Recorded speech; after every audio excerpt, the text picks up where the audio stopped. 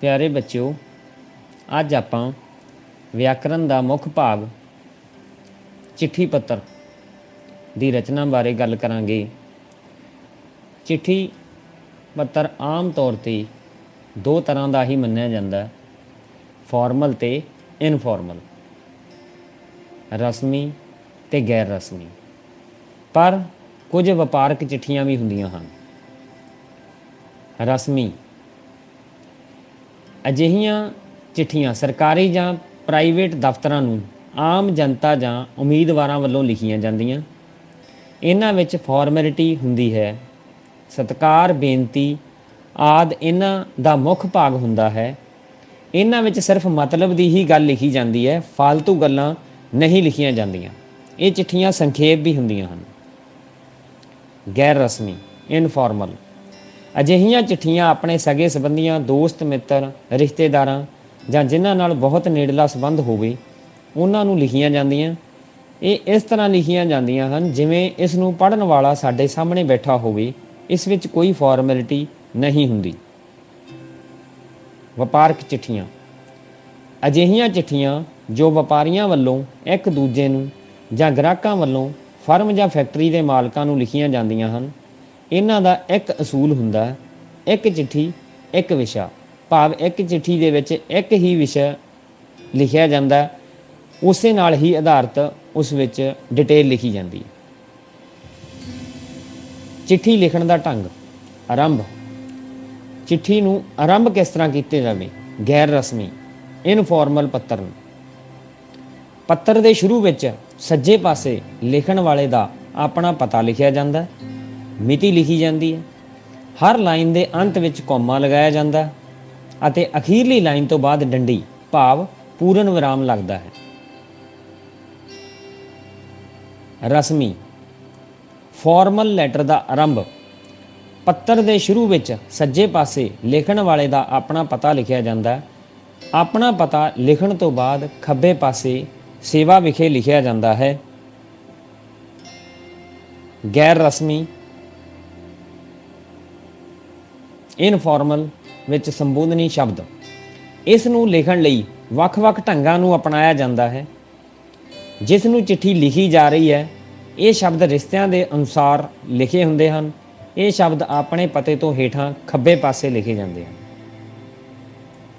ਇਸ ਸ਼ਬਦ ਦੇ ਥੱਲੇ ਸਤਿ ਸ੍ਰੀ ਅਕਾਲ, ਨਮਸਤੇ, ਚਰਨ ਵੰਦਨਾ, ਨਿੱਘੀ ਯਾਦ ਆਦਿ ਸ਼ਬਦ ਲਿਖਣੇ ਜ਼ਰੂਰੀ ਹਨ। ਸੰਬੋਧਨੀ ਸ਼ਬਦ ਫਾਰਮਲ ਲੈਟਰ ਲਈ ਸੇਵਾ ਵਿਖੇ ਤੋਂ ਬਾਅਦ ਜਿਸ ਨੂੰ ਸੰਬੋਧਨ ਕੀਤਾ ਜਾਂਦਾ ਹੈ ਉਸ ਦਾ ਅਹੁਦਾ, ਵਿਭਾਗ, ਸ਼ਹਿਰ ਲਿਖਿਆ ਜਾਂਦਾ।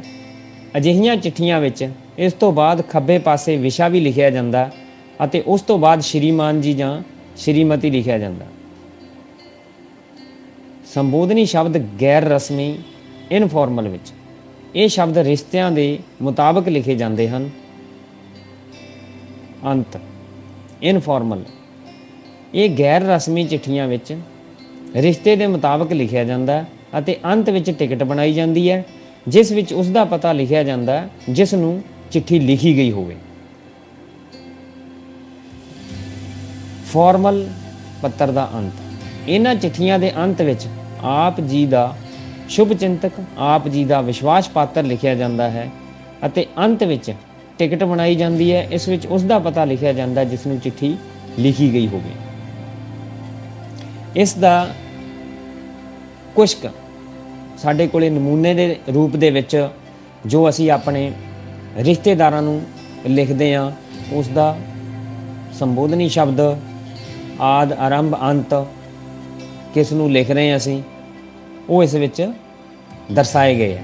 ਜਿਵੇਂ ਪਿਤਾ ਜੀ, ਮਾਤਾ ਜੀ, ਚਾਚਾ ਜੀ, ਵੱਡੇ ਵੀਰ ਜੀ ਜਾਂ ਤਾਇਆ ਜੀ ਨੂੰ ਜੇ ਲਿਖ ਰਹੇ ਹਾਂ, ਸਤਿਕਾਰਯੋਗ, ਮਾਨਯੋਗ ਲਿਖਣ ਤੋਂ ਬਾਅਦ ਰਿਸ਼ਤਾ ਲਿਖਣਾ ਚਾਹੀਦਾ। ਜਿਵੇਂ ਪੂਜਨੀਕ ਪਿਤਾ ਜੀ, ਸਤਿਕਾਰਯੋਗ ਮਾਮਾ ਜੀ, ਤੇ ਇਸ ਦਾ ਅੰਤ ਰਿਸ਼ਤੇ ਦੇ ਮੁਤਾਬਕ ਆਪ ਦਾ ਸਪੁੱਤਰ, ਆਪ ਦਾ ਭਤੀਜਾ।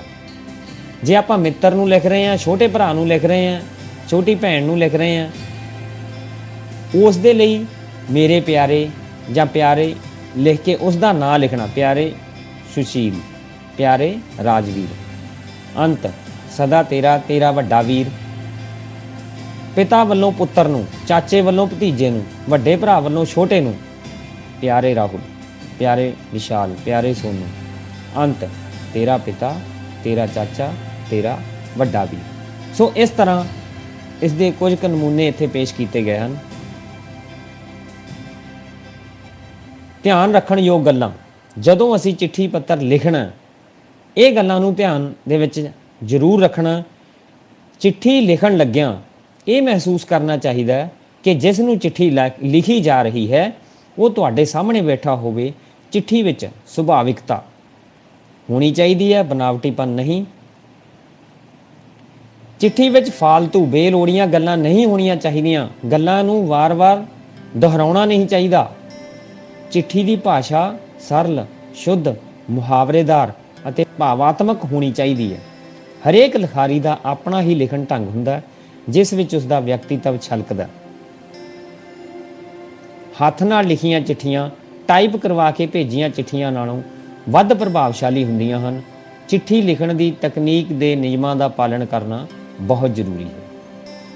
ਸੋ ਅਜਿਹੀਆਂ ਗੱਲਾਂ ਨੂੰ ਧਿਆਨ ਦੇ ਵਿੱਚ ਰੱਖਦਿਆਂ ਹੋਇਆਂ ਤੁਸੀਂ ਇੱਕ ਵਧੀਆ ਚਿੱਠੀ ਲਿਖ ਸਕਦੇ ਹੋ, ਵਧੀਆ ਪੱਤਰ ਲਿਖ ਸਕਦੇ ਹੋ ਜੋ ਉਸ ਨੂੰ ਪੜ੍ਹਨ ਵਾਲਾ ਹੈ ਉਸ ਦੇ ਪ੍ਰਭਾਵ ਹੇਠ ਆ ਕੇ, ਚਿੱਠੀ ਲਿਖਣ ਦੇ ਪ੍ਰਭਾਵ ਹੇਠ ਆ ਕੇ ਸਾਡੇ ਦੁਆਰਾ ਜੋ ਵੀ ਉਸ ਤੋਂ ਮੰਗ ਰੱਖੀ ਗਈ ਹੈ ਜਾਂ ਜੋ ਵੀ ਉਸ ਤੋਂ ਆਸ ਰੱਖੀ ਗਈ ਹੈ ਉਹ ਪੂਰੀ ਹੋਣ ਦੀ ਸੰਭਾਵਨਾ ਵੱਧ ਜਾਂਦੀ ਹੈ। ਅਜਿਹੀਆਂ ਚਿੱਠੀਆਂ ਦੇ ਵਿੱਚ ਜੋ ਅਸੀਂ ਆਪਣੇ ਰਿਸ਼ਤੇਦਾਰ, ਮਿੱਤਰਾਂ ਨੂੰ ਲਿਖਦੇ ਹਾਂ, ਅਜਿਹਿਆਂ ਦੇ ਵਿੱਚ ਅਸੀਂ ਪਿਆਰ, ਨਿੱਘ ਦਰਸਾਉਣਾ ਹੁੰਦਾ।